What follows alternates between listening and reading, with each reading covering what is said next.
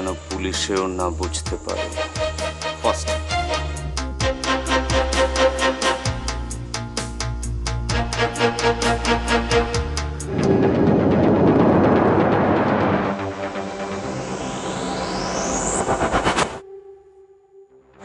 হয়ে গেছে, গা ঢাকা দে।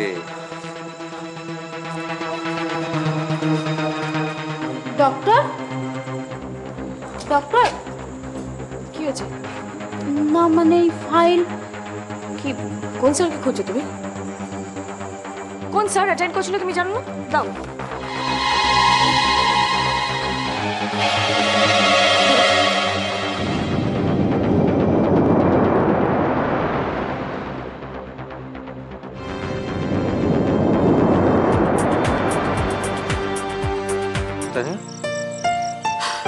কি হয়েছে?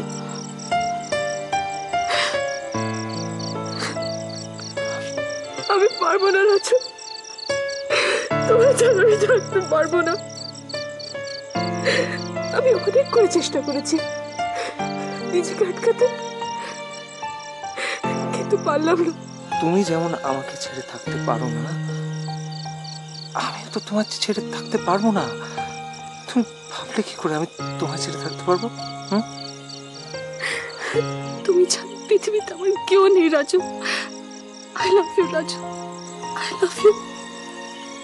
I love you too Tania.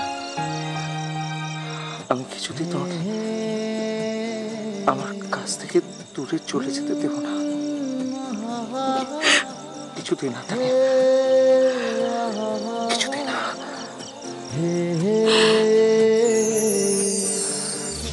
আমি জানি মৌসুমীদি তোমার খুব কষ্ট হচ্ছে। তুমি একটা দায়িত্ব নিয়ে এই পেশেন্টটাকে এই হাসপাতালে ভর্তি করেছিলে। তোমার খুব খারাপ লাগছে। তোমার এই উপকারের কথা কেউ মনে রাখবে না মৌসুমীদি। আমি কোনো কিছু পাওয়ার জন্য কোনো কিছু করিনি। পড়েটা গেল কেন শুনি? চোখে দেখতে পাও না? সাবধানে চলাফেরা করতে পারো না? পড়ে গেল কেন? তোমার গলার আওয়াজ কাপ ভাঙার আওয়াজের থেকে বেশি বৌদি। তাতে দাদার ঘুমের ব্যাঘাত ঘটে না? আহ মিনু, সব সময় আজকাল তুই মুখে মুখে তর্ক করিস। যা ভেতরে যা। কাপ ভেঙেছে ওকে বলে আমি দোষ করে ফেলেছি? এই মিনু, কি রে তুই আবার এখন কোথায় বেরোচ্ছিস? একটু বিশ্রাম নিলে পারতিস তো। আরে দূর, আর বিশ্রাম? ভর সন্ধ্যেবেলা এরকম চিৎকার চেঁচামেচি হলে কেউ বিশ্রাম নিতে পারে না, বুঝছো? বিশ্রামের চিন্তা এবার মাথা থেকে সরিয়ে ফেল, সামনে অনেক কাজকর্ম আছে। ও মা, পরান্দা বুঝি? হ্যাঁ এসো দাদা, বসো বসো বসো বসো। মা, দিদিও তো এসেছো। কি ব্যাপার গো, বসো না। আর বসা, তোমার মেজো ছেলে কলোনিতে কি সব করে বেড়াচ্ছে সে খেয়াল রাখো। কিছু তো বুঝতে পারছি না। তোমার সোনার টুকরো ছেলে একটি সোনার টুকরো মেয়ের সঙ্গে ভাবসাব করছে ও।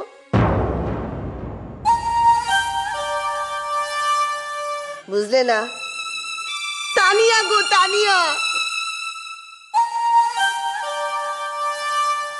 এই প্রেম টেম ব্যাপারগুলো না বেশি দিন লুকিয়ে রাখা যায় না জানিস। চান্দা দেখ, এরকম করলে কিন্তু আমাকেও মুখ খুলতে হবে এবার। মানে আরে বাবা, সেই মানেটা বলার জন্যই তো।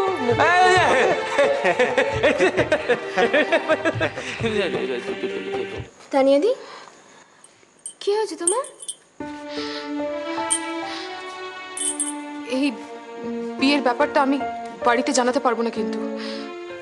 আরে বাবা, কিন্তু কোনো না কোনো একটা উপায় তো বেরিয়েই যাবে যাতে আমি তানিয়াকে পরে বৌদি বলে ডাকতে পারি।